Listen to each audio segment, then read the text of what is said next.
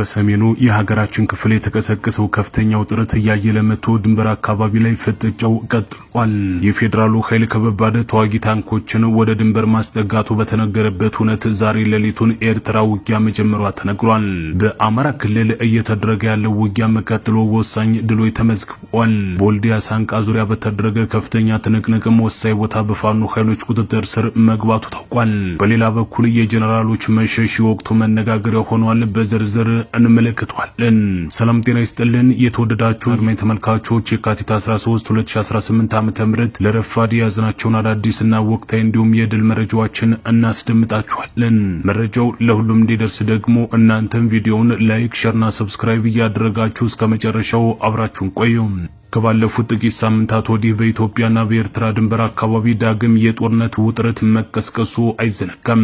አሁንም ውጥረቱ በየዕለቱ እያየለ መጥቶ ድንበር ላይ ፍጥጫው ቀጥሏል። በአሁኑ ሰዓት የኤርትራ ጦር ከፍተኛ ቁጥር ያለው ጦሩን ድንበር ላይ ከባድ መሳሪያዎችን በመጥመድ ለመተኮስ መዘጋጀቱ ታውቋል።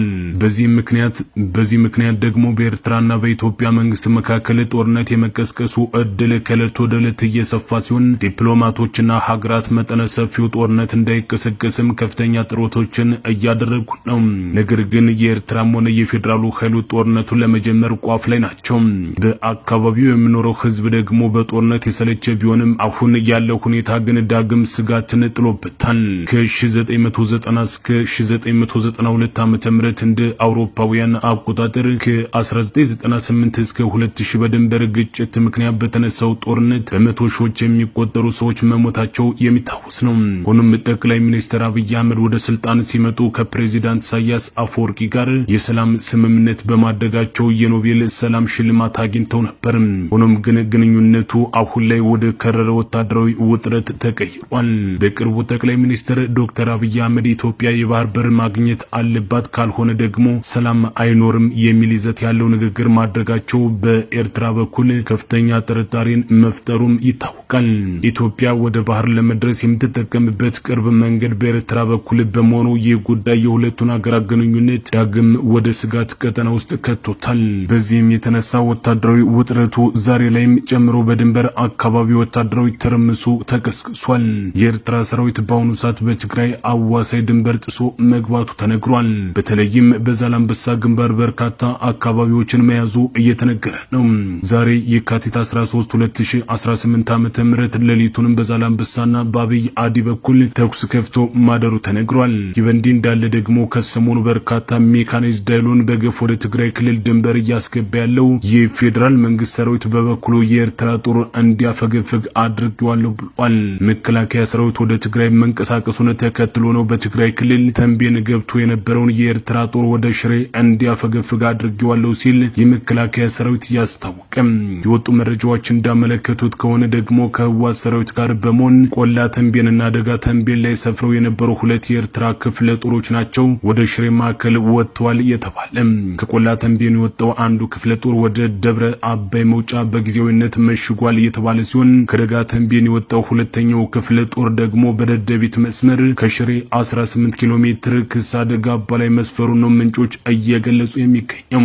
ወደ ትግራይ ክልልም የሚጓጓዙ ወታደራዊ ተሽከርካሪዎችና ከባድ መሳሪያዎች አሁንም ያለማቋረጥ ጉዟቸውን እንደቀጠሉ መሆኑን ተመላክቷል።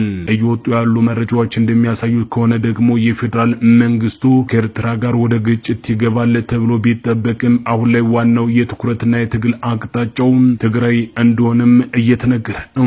የባህር በር ጥያቄንም ሆነ ሌሎች ስትራቴጂካዊ ጉዳዮችን በተሟላ መልኩ ለመጠየቅና ለማስፈጸም የትግራይ ኃይሎች በመሃል ላይ እንደ ትልቅ እንቅፋት ቆመዋል የሚል እምነት በፌዴራል መንግስት በኩል መነሳቱም ተነስቷል። በመሆኑም በፌዴራል መንግስቱ ደረጃ መጀመሪያ እነሱ ጋር ያለውን ጉዳይ የማጽዳት እቅድም ወጥቷል። በቀጣይ የሚኖረውን ግብ ስንመለከተው ደግሞ በሚቀጥሉት ወራት ትግራይን ሙሉ በሙሉ በመቆጣጠር አቅምን የመገንባት ስራን እየሰራ ነው።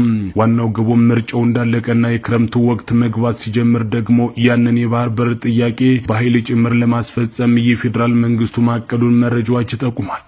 ይህ የኃይል አሰላለፍና እቅድ በቀጠናው ላይ ትልቅ የጸጥታና የፖለቲካ ንዝረትን ይፈጥራል ተብሎም ይጠበቃል። ከዚህ ጋር በተያያዘ በትግራይ ክልል ውጥረት ውጥረቱ ባየለበት በአሁኑ ሁነት 3 ከፍተኛ የትግራይ ወታደራዊ አመራሮች አዲስ አበባ መግባታቸው የበርካቶች መነጋገሪያ ሆኗል። በሰሜኑ የኢትዮጵያ ጦርነት ወቅት ከፍተኛ ወታደራዊ ሚና የነበራቸው እንዲሁም በቅርቡ በትግራይ ክልል ውስጥ በተፈጠረው የፖለቲካና የጸጥታ ውጥረት መሃል ስማቸው ጎልቶ ሲነሳ የነበሩ ናቸው የተባሉ 3 ከፍተኛ የትግራይ የጦር መሪዎች ትላንት ምሽት አዲስ አበባ መግባታቸው እየተነገረ ነው። ይህ ለብዙዎች ድንገተኛ የሆነ ጉዞ በወቅታዊ የኢትዮጵያ ፖለቲካ ላይ ከፍተኛ አንድምታም ይኖረዋል ተብሎ ይጠበቃል። ወደ መዲናዋ የገቡት ከፍተኛ የጦር መኮንኖች ብርጋዴር ጀነራል ጎሽ ገብረ፣ ብርጋዴር ጀነራል ከበደ ፍቃዱና ኮሎኔል ንጉሰ ወልደ ገብርኤል መሆናቸው ታውቋል። እነዚህ አመራሮች በህወሓት የረጅም ጊዜ ትጥቅ ትግል ታሪክም ሆነ በቅርቡ በተካሄደው ደም አፍሳሽ ጦርነት ወቅት የላቀ ተሳትፎ የነበራቸውና በሰራዊቱ ዘንድ ከፍተኛ ተሰሚነት ያላቸው ቁልፍ ሰዎች ስለመሆናቸው ተገልጿል። በተለይም ብርጋዴር ጀነራል ጎሽ ገብረ በቅርቡ በትግራይ ውስጥ በተፈጠረው የውስጥ የስልጣን ሽኩቻ ማዕከል የነበሩ መሆናቸው የሚታወስ ነው። የሰራዊቱን ውሳኔ አንቀበልም በማለታቸው ከዚህ ቀደም የእስር ትዕዛዝ ወጥቶባቸው ነበር የተባለ ሲሆን በቅርቡም ከወር በፊት በቁጥጥር ስር ውለው ወታደራዊ ፍርድ ቤት በዋስ እንዲለቀቁና ጉዳያቸውን በውጭ ሆነው እንዲከታተሉ መወሰኑ የቅርብ ጊዜ ትውስታ ነው። ጀነራል ጎሽ መጀመሪያ ኤርትራና በውስጣችን ሆነው ሊያጠፉን የሚፈልጉ የሻዕቢያ ተላላኪዎችን እንታገል የሚል ጠንካራ ጸረ ኤርትራ አቋም በይፋ በማራመዳቸው በድርጅቱ ጽንፈኛው ክንፍ በተለምዶ ጽምዶ በሚባለው ዘንድ ጥርስ ተነክሶባቸው ነበር እየተባለም ይገኛል።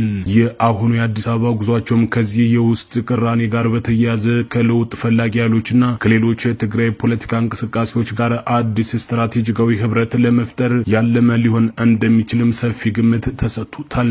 በሌላ በኩል የአማራ ክልሉ ጦርነትን በየአቅጣጫው እንደቀጠለ ነው። የፌዴራል መንግስቱ ኃይሎች ከባድ መሳሪያዎችን በመጠቀም በአማራ ክልል የፋኖ ኃይሎች የያዟቸውን ቦታዎች መልሰን እንቆጣጠራለን በሚል በጎጃም፣ በጎንደር፣ በወሎና በሸዋ ስምሪት አድርገው እየተዋጉ ነው። የፋኖ ኃይሎችን በበኩላቸው ከፌዴራል መንግስት ኃይሎች በኩል እየተቃጣባቸው ያለውን ጥቃት በመከላከልና በማጥቃት ላይ መሆናቸው ተነግሯል። ከትላንት ጀምሮ እስከ ዛሬ ድረስ በሸዋ ቀጠና ብርቱ ውጊያ እየተደረገ ነው። በትናንትናው ዕለትም የአማራ ፋኖ ብሔራዊ ንቅናቄ አፋብን ሸዋ ጠቅላይ ግዛት ህዝብ በመንግስት ኃይሎች ላይ የተቀናጀ ጥቃት መፈጸሙን አጠናክሮ የቀጠለ ሲሆን በትናንትናው ዕለት የአጼ አምደ ጽዮን ኮር አካል የሆነው አጼ ዳዊት ክፍለ ጦር በመራቢቴ አውራጃ ሬማ ከተማ ተሰማርቶ ነበር በተባለው የፌዴራሉ ሰራዊት ላይ ወታደራዊ ኢላማ በማድረግ በከበባ ጥቃት ማድረሱን ክፍለ ጦሩ ይፋ አድርጓል። የፌዴራል መንግስት ኃይሎች ትላንት ከንጋቱ 12 ሰዓት ላይ መነሻውን ከሬማ ከተማ በማድረግ ወደ መጀት ቀበሌ የተንቀሳቀሰ ሲሆን ልዩ ቦታው ቻይና ካምፕ በተባለ ስፍራ ላይ የአጼ ዳዊት ክፍለ ጦር አካል የሆኑት በአስማረ ዳኜ አንደኛ ሻለቃና በቀስተ ንብ 3ኛ ሻለቃ ተደርጓል በተባለ ከበባ እስካሁን ቁጥራቸው በውል የማይታወቁ የፌዴራል መንግስት ሰራዊት አባላት ሞትና ቁስለኛ መደረጋቸው ነው የተገለጸ። የክፍለ ጦሩ ሻለቆችን በሰሩት አስደማሚ የቅንጅት ኦፕሬሽን የመንግስት ወታደሮች በውጊያ ወቅት የመፍረስ አደጋ ገጥሞት በመበታተኑ ከፍተኛ የዙ 23 ድብደባ ሽፋን በመስጠት ሞትና ቁስለኛውን በማንሳት የተረፈው ሬማ ከተማ መግባቱን ኮርቧጣው መረጃ አረጋግጧል። ሆኖም በዛሬው ዕለትም የመንግስት ኃይሎች ኃይላቸውን በመጨመር ሬማን ሙሉ በሙሉ ለመቆጣጠር የሞከሩ ቢሆንም በከፍተኛ ትንቅንቅ መከላከል ገጥሟቸዋል። ይህ በእንዲህ እንዳለ በዚሁ በሸዋ ቀጠና የአማራ ፋኖ ብሔራዊ ንቅናቄ አፋብን የዋጣውን የምህረት አዋጅ ተከትሎ በርካታ ወታደሮች ጥሪውን ተቀብለው ወደ ፋኖ እየገቡ ሲሆን ሰሞኑን በርካታ የመንግስት ወታደሮችን በአፋብን ሸዋ ጠቅላይ ግዛት ህዝብ በየኮሮቹ ስር ባሉ የክፍለ ጦር አሃዶች ውስጥ በየቦታው ከነሙሉ ትጥቃቸው ዙን እንዲቀላቀሉ እየተደረገ ነው ተብሏል። በወሎ ቀጠናም ውጊያዎች ቀጥለው ድሎች እየተመዘገቡ ሲሆን የአፋብን አሳምነው ክፍለ ጦር 4ኛ ሻለቃ ሳንቃ ከተማ ዙሪያ በርካታ የፌዴራሉ መንግስት ኃይሎች ላይ ወስዶታል በተባለው እርምጃ ግዙፍ የጦር ሰራዊትን በመደምሰስ ታላቅ ድል ማስመዝገቡን የወጡ መረጃዎች ያመለክታሉ። አሳምነው ክፍለ ጦር 4ኛ ሻለቃ ኃይሎች ወልዲያ ከተማ ዙሪያ ከጎዶበር እስከ ሳንቃ መግቢያ ወጥሮ አመራር ለማሰለፍ አስቦ ነበር የተባለውን በርካታ የፌዴራል መንግስት ሰራዊት ሙሉ ለሙሉ ማጥቃት በማድረግ ልዩ ስሙ ዘንዶ ጅራት የተባለ ቦታ ላይ በርካታውን በመደምሰስም ታላቅ ጀብድ መፈጸማቸው ታውቋል። በተደረገው አውደ ውጊያም የመንግስት ኃይሎች የበላይነት ተወስዶባቸው ዘንዶ ጅራትና አካባቢውን ለቀው ወደ ወልዲያ ከተማ ለመሸሽ መገደዳቸው ተመላክቷል። የመንግስት ሰራዊት ባለፈው ጊዜ እዚሁ ሳንቃ ከተማ መግቢያ ዘንዶ ጅራት የተባለ ቦታ ላይ ተደጋጋሚ ጊዜ ተደምስሶ ዙ 23 ጭምር መማረኩ ደግሞ አይዘነጋም።